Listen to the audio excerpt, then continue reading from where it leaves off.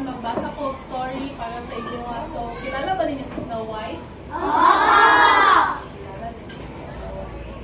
So, this story is all about Snow White and the seven dwarfs. My friend is Snow White. So, this is Snow White. So, first, in a far, far kingdom, there was a princess named Snow White. She's living with her stepmother. So, this witch is her stepmother. Diba? Kilala niyo si Snow White? So, sa story, my stepmother is Snow White. And this is the witch. Ang stepmother is Snow White. So, in the palace, there was the queen. And she was the stepmother of Snow White.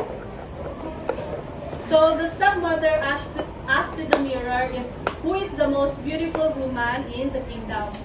And the mirror said it was Snow White. So, nasuko yung stepmother kay dili siya ang pinaka-beautiful woman sa kingdom.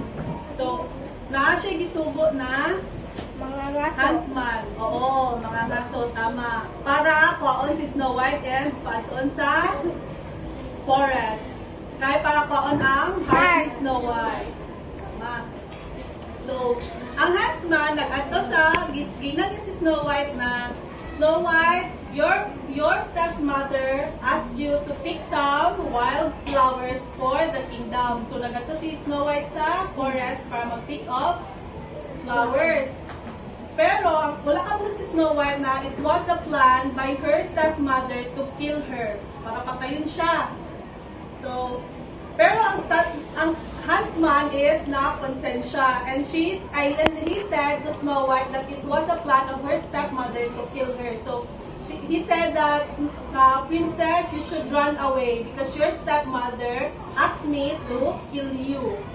So, nag-ahawak si Snow White, nagdagan siya, nagtago. And then Snow White found a house. Dito siya nagtago.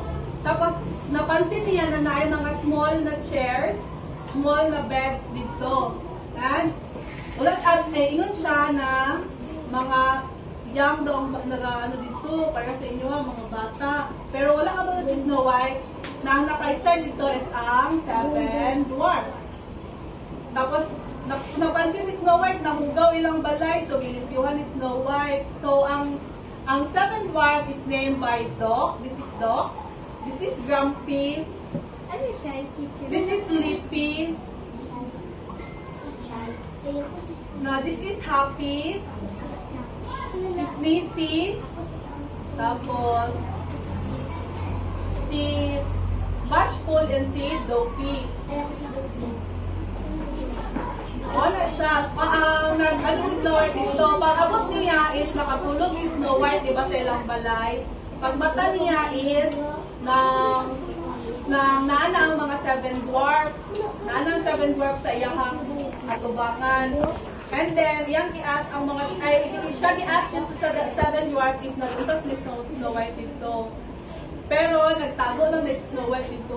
So, gitanggap nila si Snow White. They dance, they sing, they cook. Happy kay sila dito. So, welcome nila si Snow White kung pag-ayo. Diba? One day, nag-adto si Snow White sa forest para mangita o pagkaon sa seven dwarfs. Then, he meet the prince. Nag-meet sila sa prince dito sa forest. Siya ang nagtabang kay Snow White against the huntsman nga gipadala sa iyahang stepmother. So, nanapod niyang stepmother, nag-ask na po sa mirror if kinsa ang pinaka-beautiful woman sa kingdom. Kaya itok niya na namatay na si Snow White. Tapos, i-ask niya ang mirror if kinsa ang pinaka-beautiful woman. Nag-set na nga po ng mirror nga si Snow White ang pinaka-beautiful. So, siya na mismo ang nag-adto. Nag-prepare siya ang poison. Ang poison, gibutang niya sa apple. Tapos nag-adto siya sa balay sa mga dwarf to meet Snow White. Ingon siya na nagabaligyan na siya ng apple, gihatan niya kay Snow White. Tapos, ipatry niya kay Snow White. So, itry ni Snow White ang apple. Tapos, bigla lang siya na wala ng malay. Because she was poison. Tapos, katong na poison, ang spell ni witch is makamata si Snow White, ang ano is kanang true love kiss. So pag abot sa mga dwarf is kanang nakasleep na si Snow White na wala na siya malay. Tapos na-remember man sa 7 dwarf na nagkwento si Snow White about sa prince na ihang na-meet sa forest. Tapos mo ito lang gipangita ang prince. Tapos nung nakita sa prince si Snow White, is tunog na, na-fell in love na siya kay Snow White. So, para makagising si Snow White, nag-kiss siya kay Snow White para sa iyahang true love kiss.